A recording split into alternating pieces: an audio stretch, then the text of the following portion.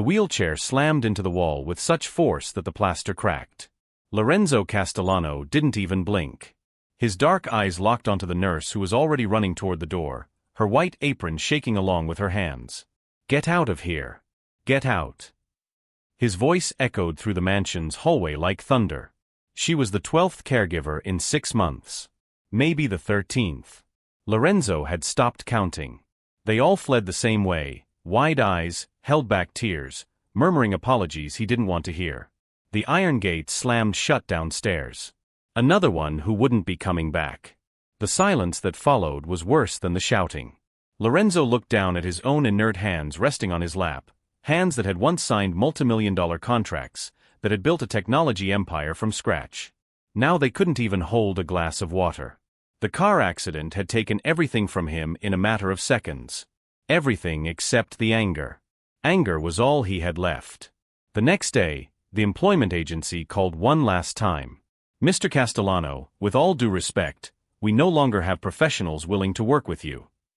The coordinator's voice was cold, professional. "Your demands are impossible to meet." Lorenzo ended the call with a voice command. Impossible.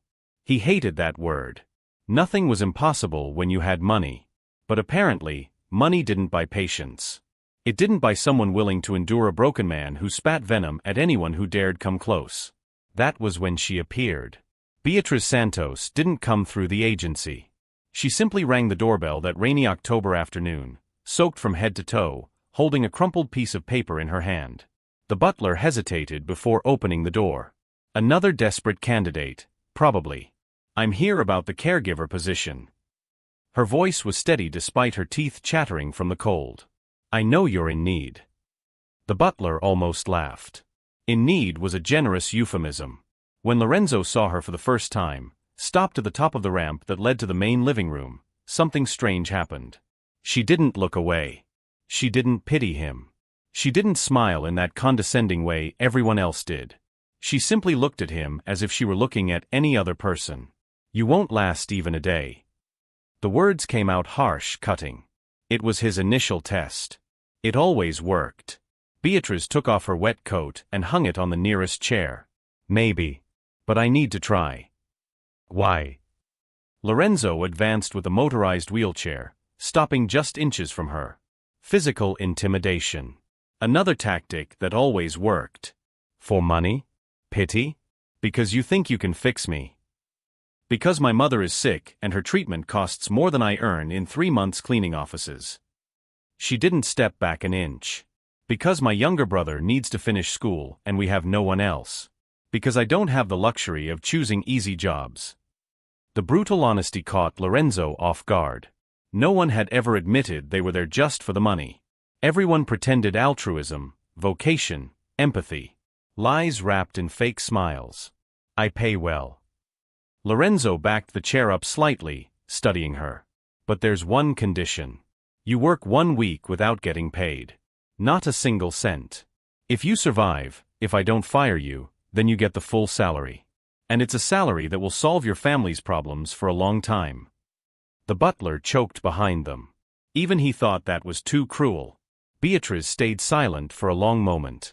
Lorenzo could see the calculations happening behind those tired eyes. 1 week without pay. 1 week risking everything. 7 guaranteed days of hell. "I accept." The answer came firm, without hesitation. "But if I get through the week, I want a signed contract. With all labor guarantees. And I want the first thing you do to be to look in the mirror and realize that you're not the only one in the world who is suffering." The silence that followed was dense, heavy. No one had ever spoken to Lorenzo Castellano like that. No one. And for the first time in 6 months, he couldn't think of any response cruel enough. Something had changed in that room.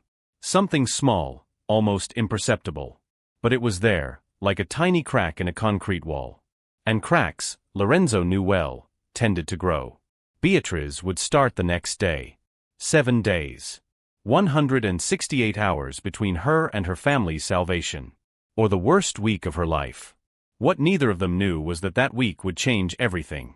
If you're enjoying this story, don't forget to subscribe to the channel and like the video. Leave a comment telling us what you thought and which city or country you're watching from. Your participation makes all the difference.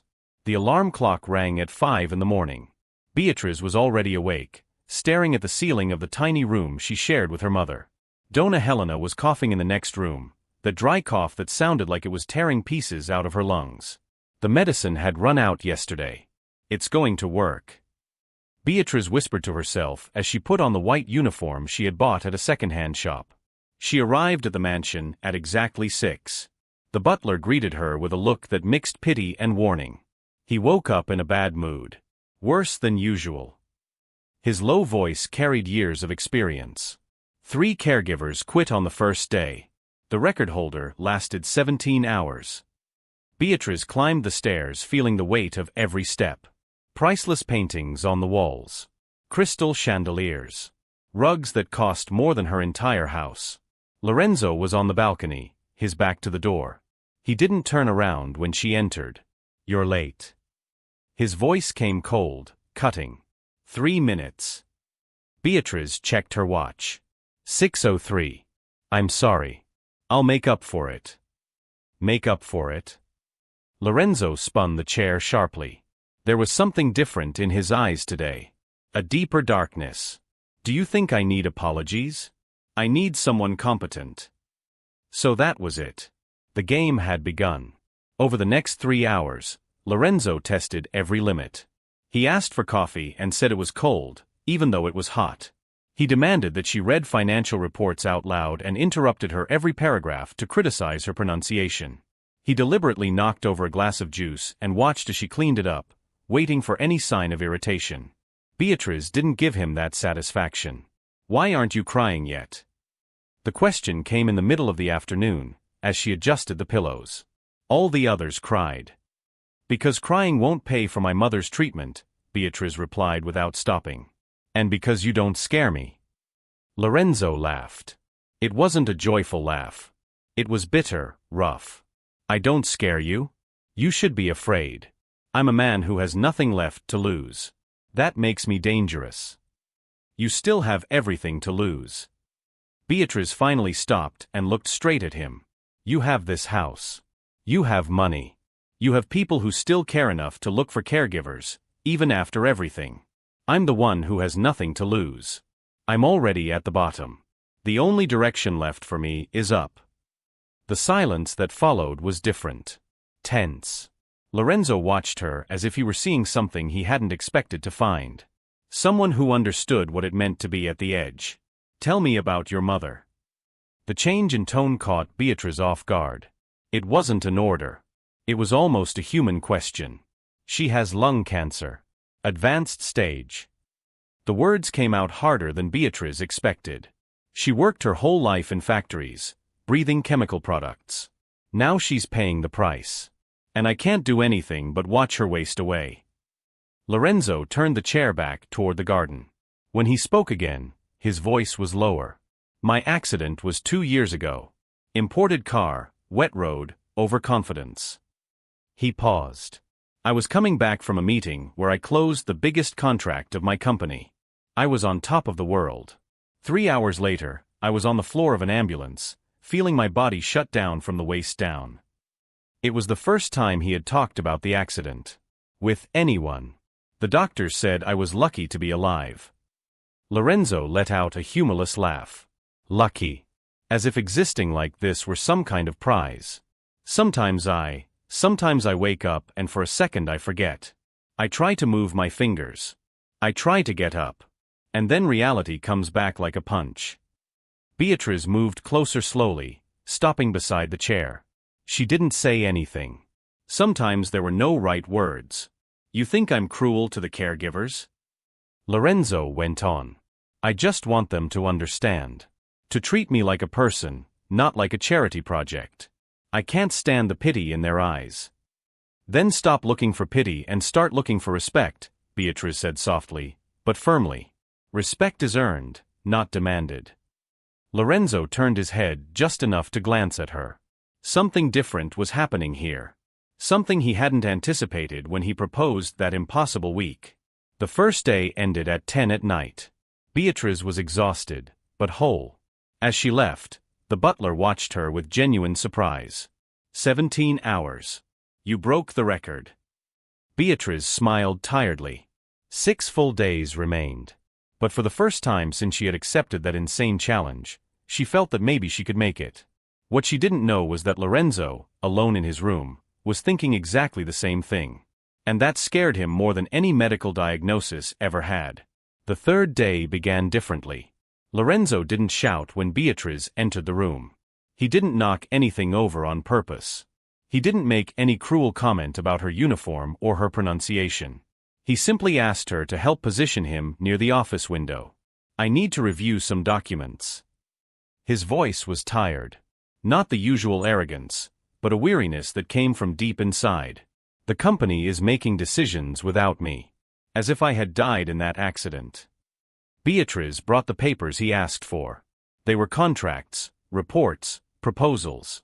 Technical language she barely understood, but he read them with the veracity of someone starving for that kind of mental nourishment. Do you understand business? Lorenzo asked. I understand survival. Does that count? He almost smiled. Almost. I'm going to tell you a secret, Beatrice.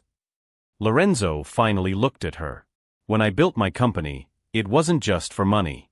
It was because I grew up watching my grandmother get evicted 3 times. She worked 16 hours a day and still couldn't pay rent. I promised that no one in my family would ever go through that again. Beatrice sat down in the chair beside him. And did you manage to keep that promise? I did. I bought her a house. The best one on the street. She lived the last 5 years of her life without worrying about bills. He paused for a long moment. She died 6 months before my accident. Sometimes I think she was lucky. She didn't have to see me like this. She would be proud of you, Beatrice said softly. Of the man you were. And still are. Still am. Lorenzo laughed without humor. Look at me. I can't even sign my own name. The partners want to remove me from the board. They say I need a legal guardian for my decisions. As if my brain had stopped working along with my legs. Beatrice picked up one of the documents. It was a proposal for permanent removal. Cold, clinical legal language. Basically stating that Lorenzo no longer had the capacity to manage anything. Is this legal? With the right witnesses and the right medical reports, everything is legal. The bitterness in his voice was palpable. They're just waiting for me to sign. Or rather, waiting for me to lose control badly enough for them to institutionalize me and decide for me.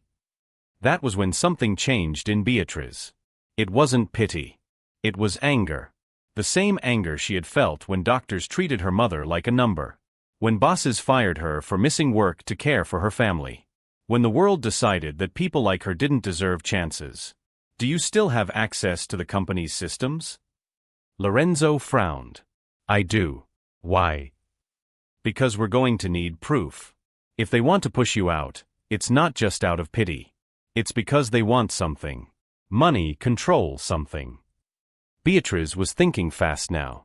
My ex-boyfriend worked in accounting. He always said fraud leaves a trail. You just need to know where to look. Are you suggesting that I investigate my own partners?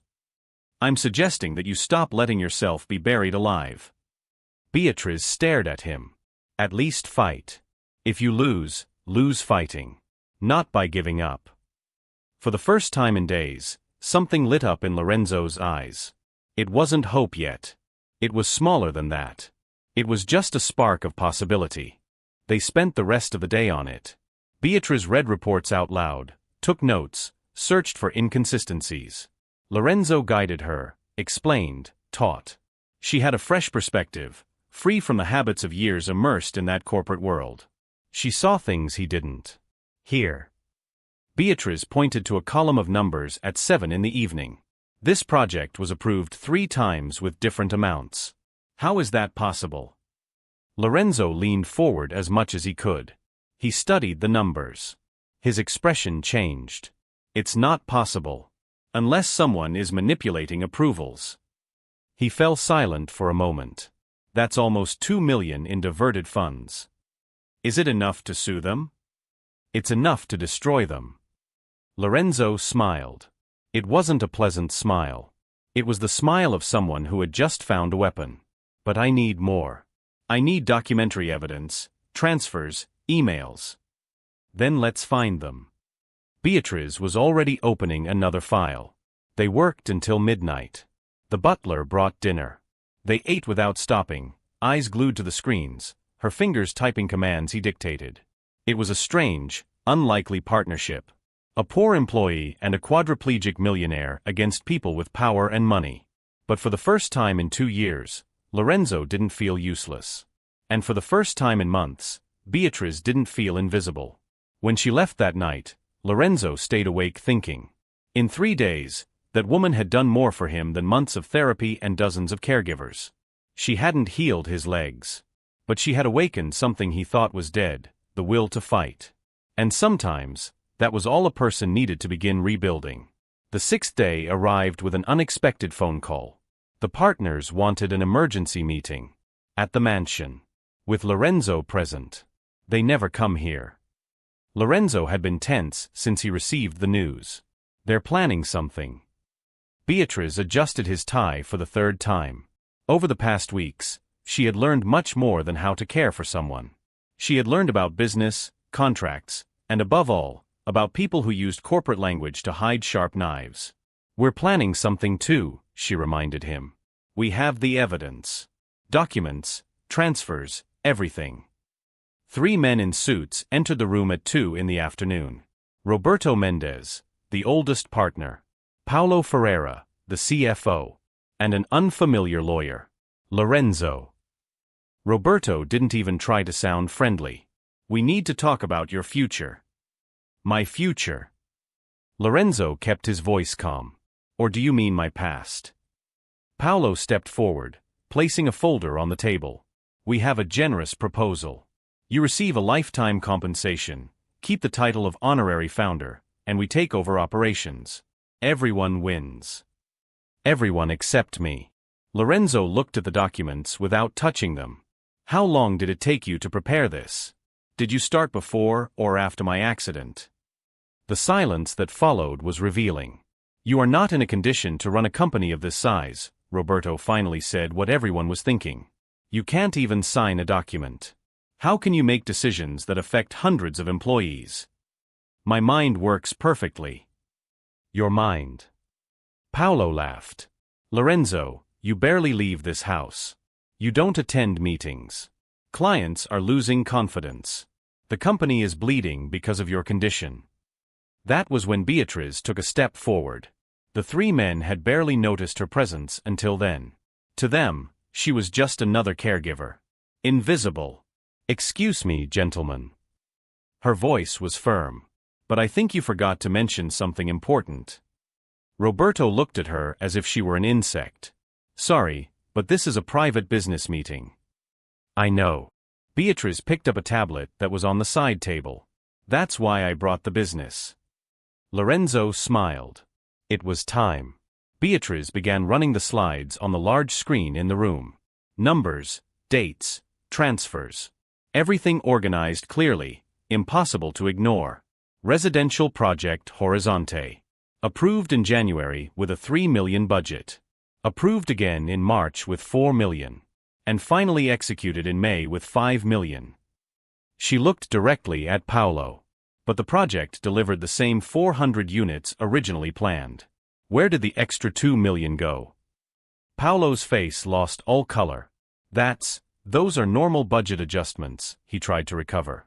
Adjustments that went straight to offshore accounts registered in your wife's name?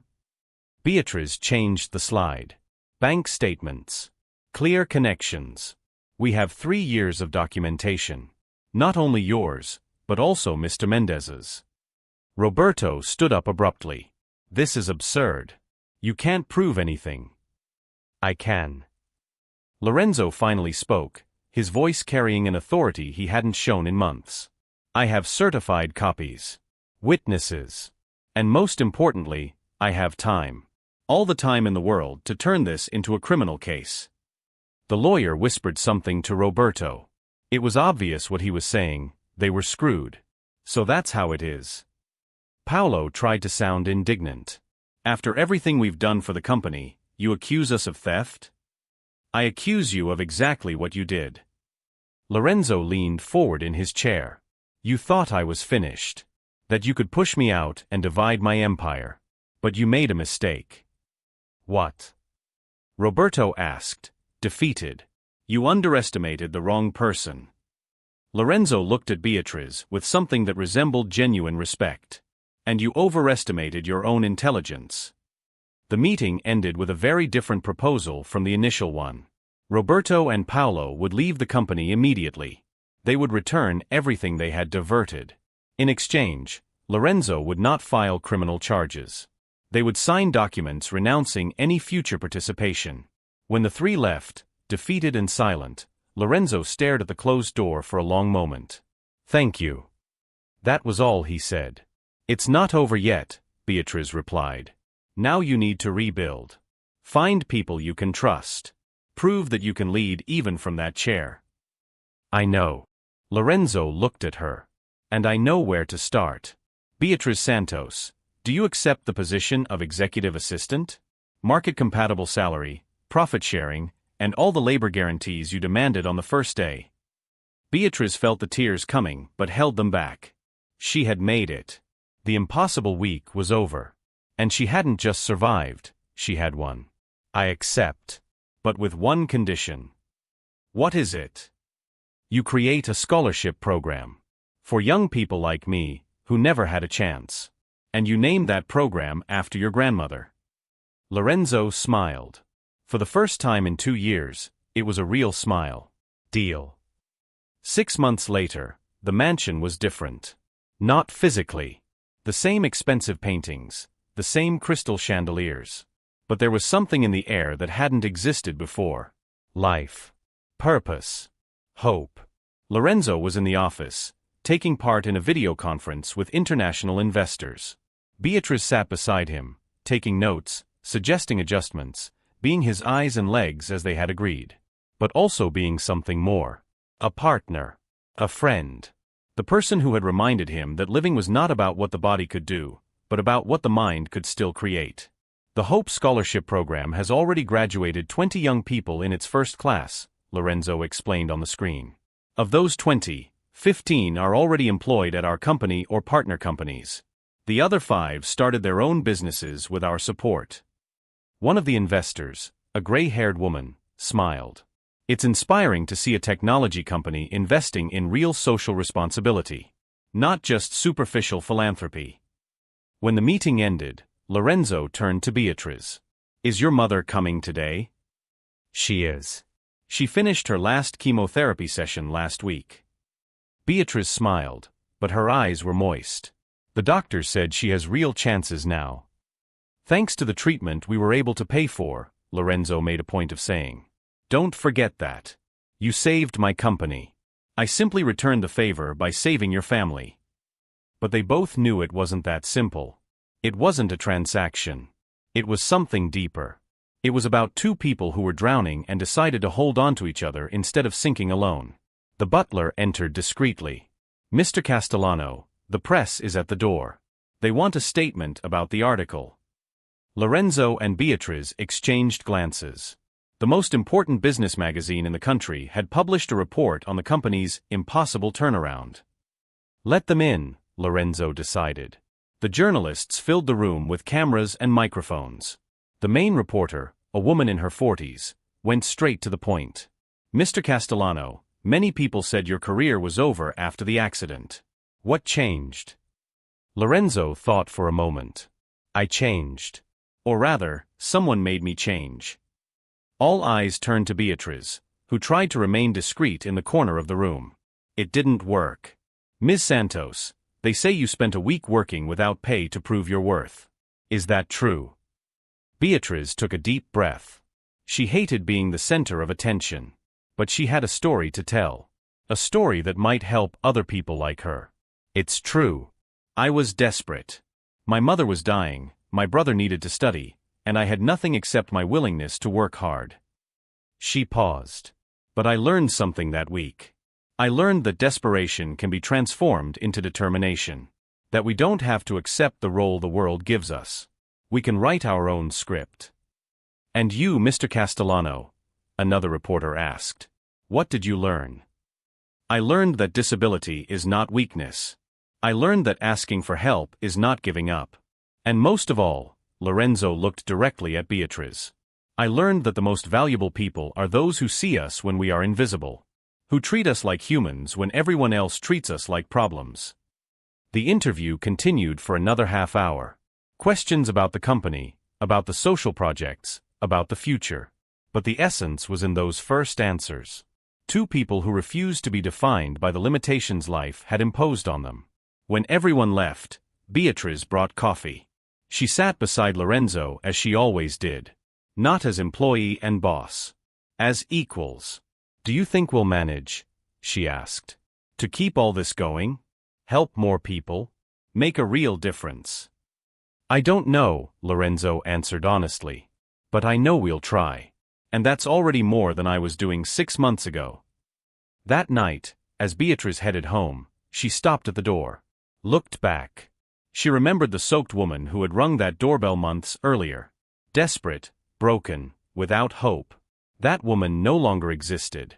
In her place stood someone who had learned the most important truth of all. We are not defined by where we start, but by where we decide to go. And no matter how dark the path may seem, there is always someone fighting a battle just like ours. Sometimes, salvation comes from reaching out a hand. Other times, it comes from accepting the hand that is offered. Lorenzo had extended the opportunity. Beatriz had extended true humanity.